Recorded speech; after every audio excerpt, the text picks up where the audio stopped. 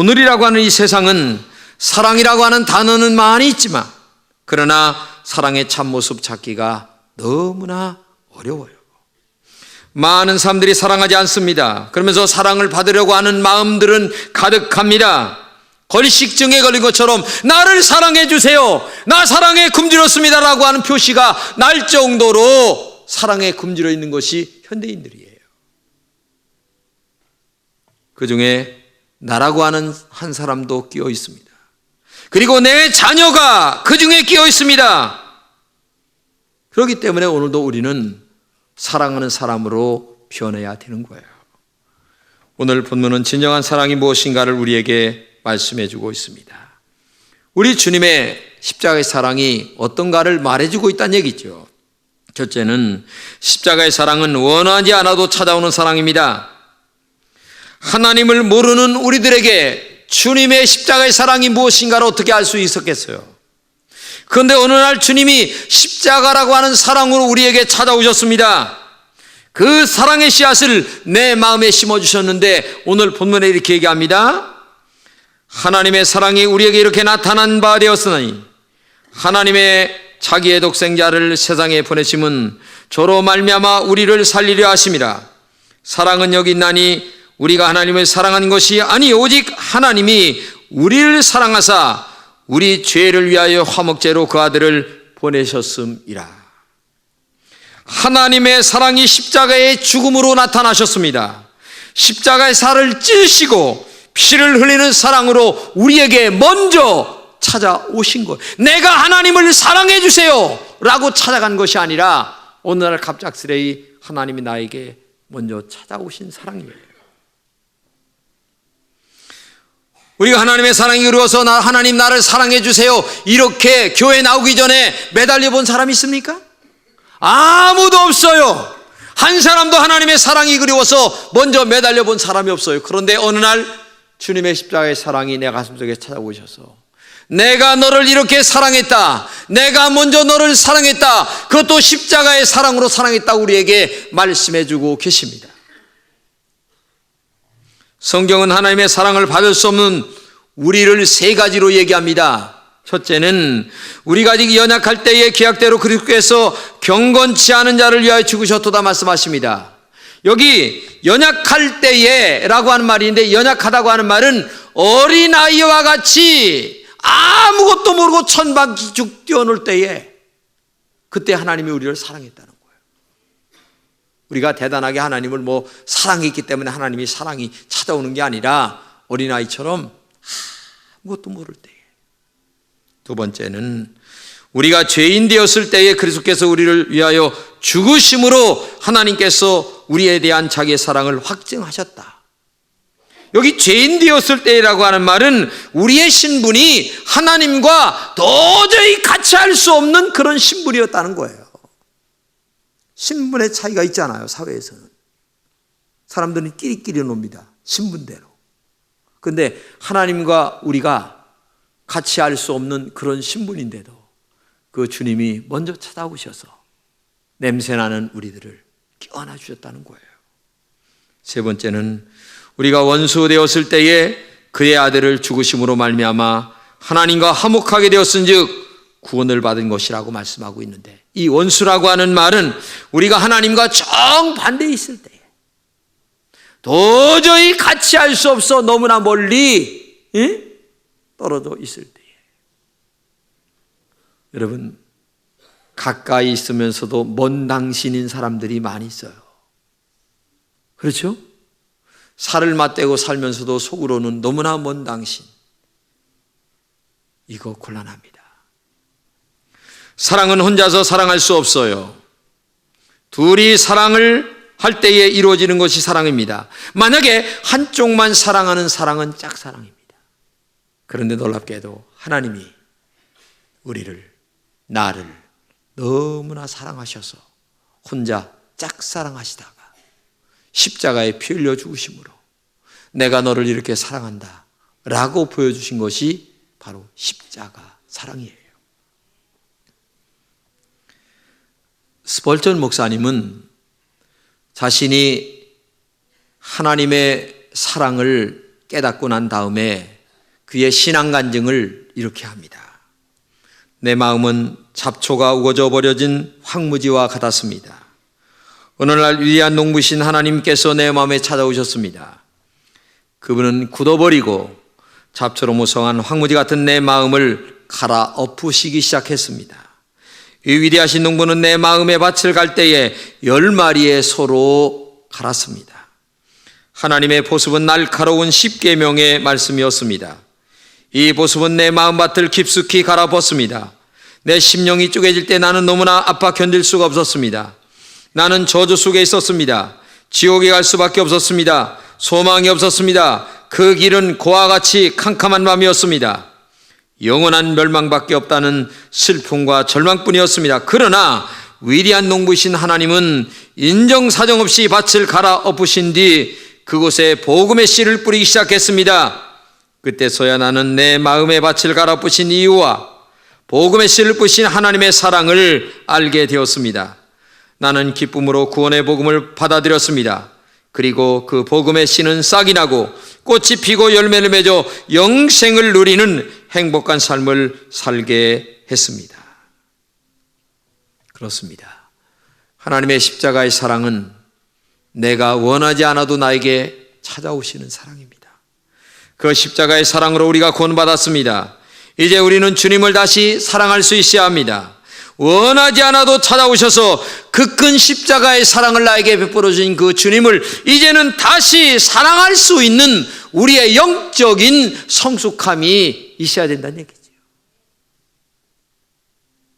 주님의 원하지 않아도 찾아오는 그 사랑 때문에 여러분과 제가 구원을 받고 하나님의 자녀가 되어서 오늘 이 자리에 예배 드리고 있다고 하는 사실을 감사하는 여러분 되시기를 주님의 이름으로 축복합니다.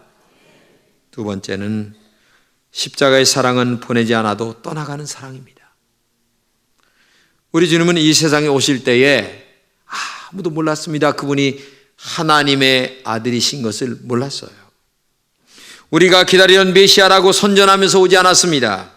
얼마나 그분을 몰랐으면 이렇게 얘기합니다. 어찌하여 갈릴리에서 선한 것이 날 수 있겠느냐?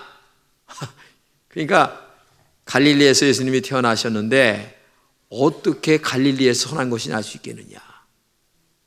그럴 정도로 예수님을 아주 가짜않게 봤어요. 하지만 그분이 살아간 33년의 인생은 그 누구도 존경하지 않을 수 없는 그의 인생이었습니다. 어렵고 힘든 자들의 진정한 친구였습니다. 먹지 못하여 줄인 자들에게 빵을 주셨습니다. 병들고 신음하는 자들을 고쳐주었습니다. 그래서 예수님의 주변에 항상 가난하고 힘들고 어려운 자들이 날마다 함께 했습니다. 예수님은 그 모든 사람들을 사랑했기 때문에 그렇습니다. 그 예수님과 함께 하기만 하면 모든 사람들이 평안을 얻었어요. 어떤 사람들은 그래요. 내 주변에는 그래도 빽 있고 힘 있는 사람들이 함께 있다고 하는 사실을 은근히 자랑합니다. 그러나 예수님은 어렵고 가난하고 병들고 신음하는 자들이 함께 있음을 자랑하셨습니다. 그렇게 많은 사람을 움직이던 그분이 아무 사람도 없는 것처럼 십자가에서 초라하게 떠나가시는 분이 예수님이세요.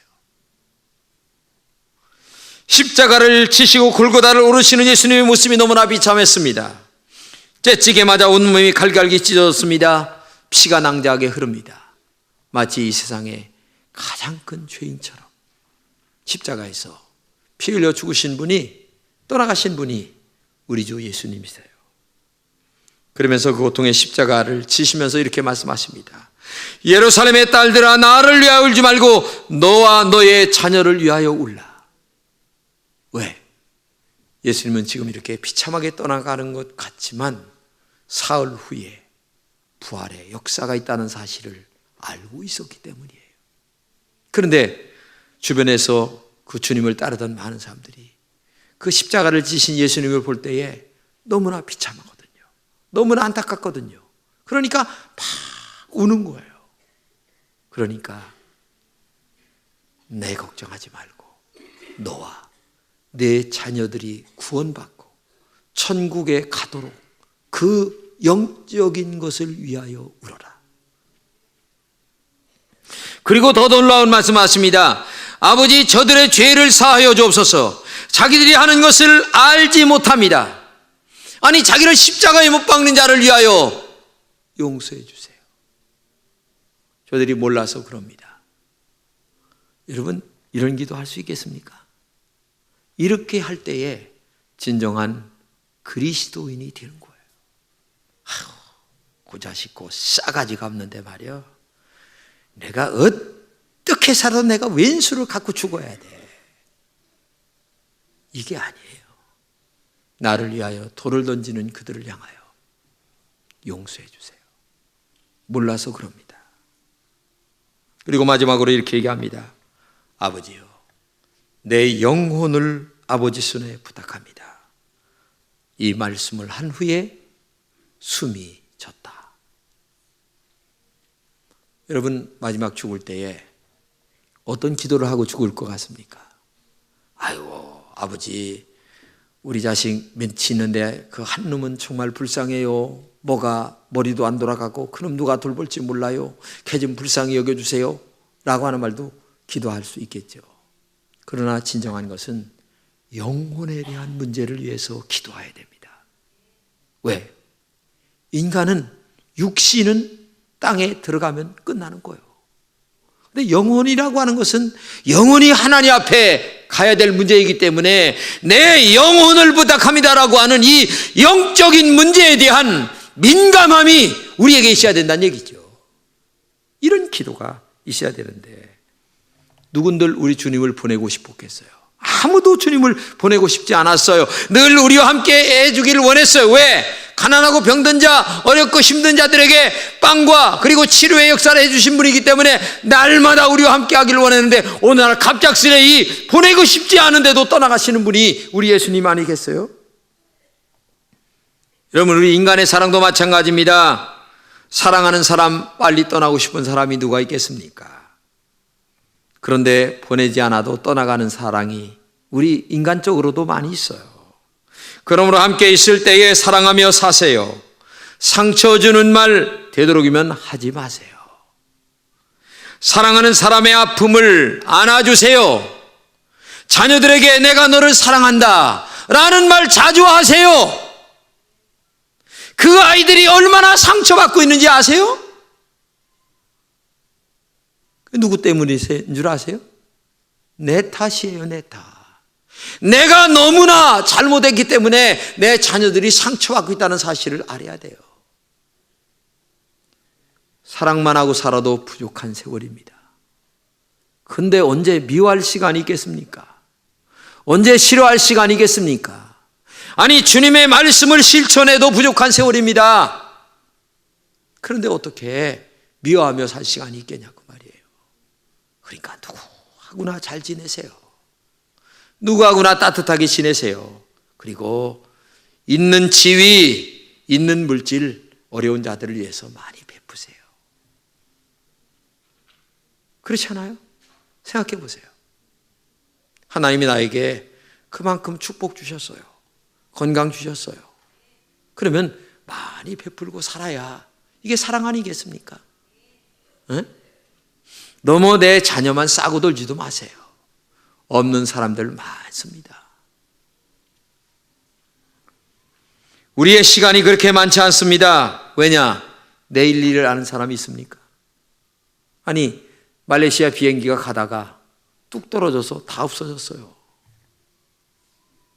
엊그저께 보니까 수행여행 가는데 자동차가 급발진이 돼가지고 그냥 매차 받아버리고 죽는 사람도 많이 있어요. 내일 일 아는 사람은 아무도 없습니다. 그렇기 때문에 오늘 하루하루를 정직하고 진실하고 바르게 십자가의 사랑을 실천하며 살아가야 되지 않겠느냐 그 말이에요. 그렇잖아요?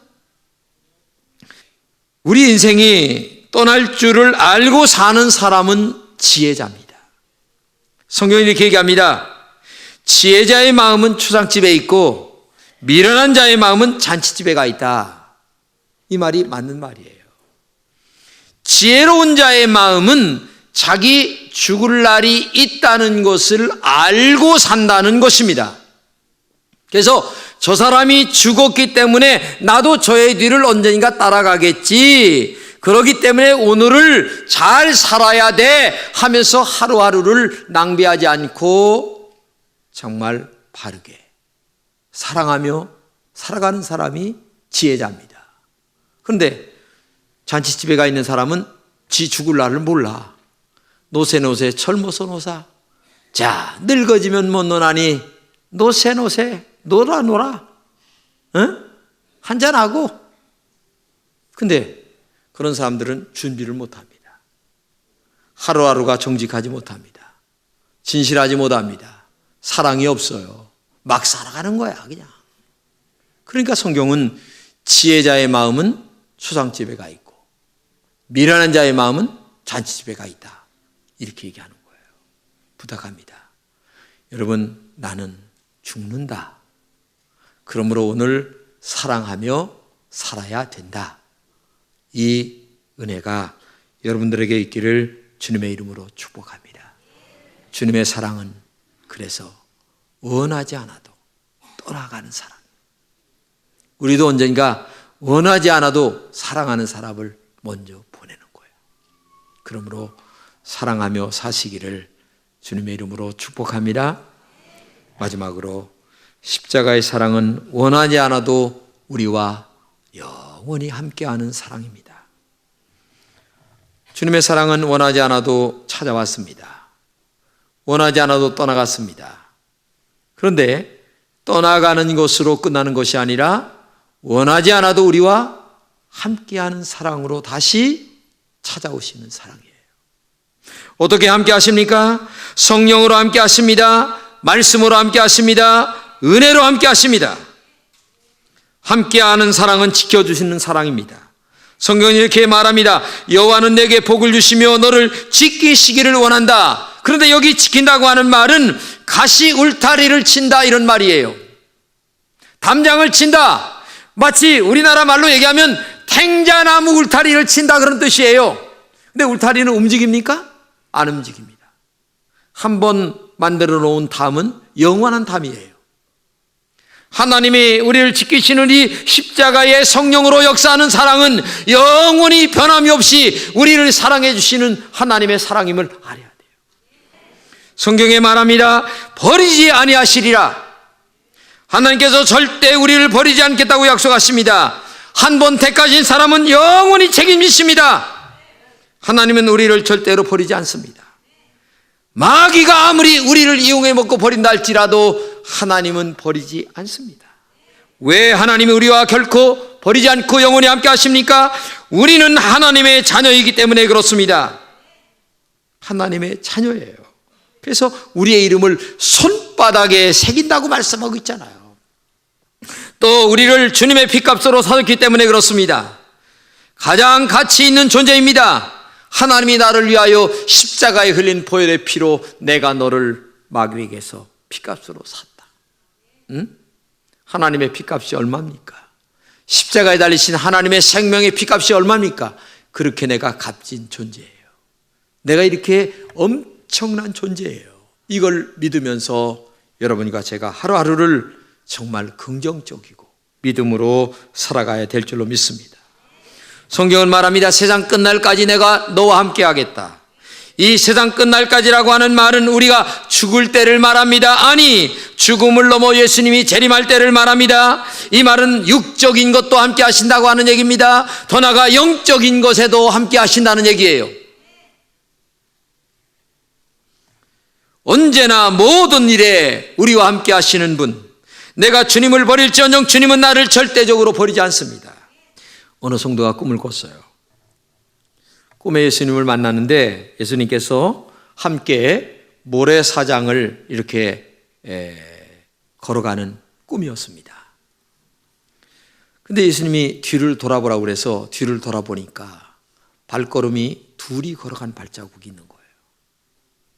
그러면서 내가 힘들고 어려울 때에 내가 너와 함께 걸어왔다 하시면서 말씀하시는 거예요.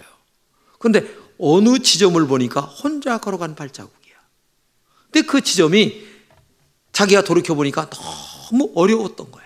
어려운 시절에 혼자 걸어가는 거야. 그래서 예수님께 물었어요.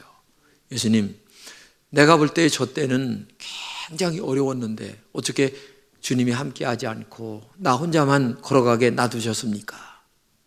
하면서 물으니까 예수님이 껄껄껄 웃으시면서, 그래, 그때 내가 엄청나게 힘들고 어려웠지.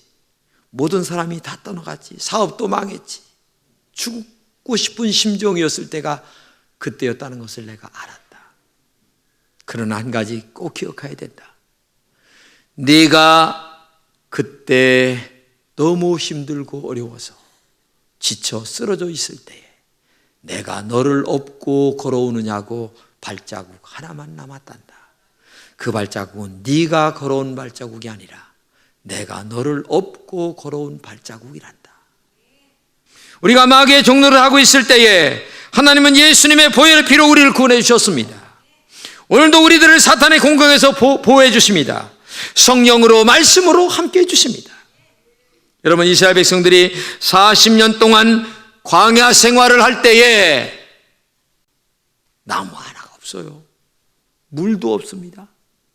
그런데 하나님은 낮에는 구름 기둥으로 다 가리셔서 시원하게 만들어 주시고, 밤에는 또 불 기둥으로 따뜻하게 해주시고, 또 희한한 것은 옷이 안 떨어지는 거야.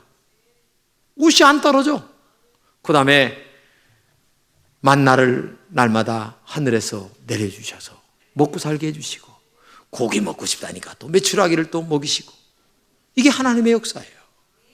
여러분, 지금 내가 잘나서 내가 사는 것처럼 보여도 엄밀히 얘기하면 하나님의 은혜 가운데 살고 있는 거예요. 이걸 여러분 잊으면 안 됩니다. 내일을 모릅니다. 내 사업이 잘 될지 안 될지도 모릅니다. 어떻게 합니까?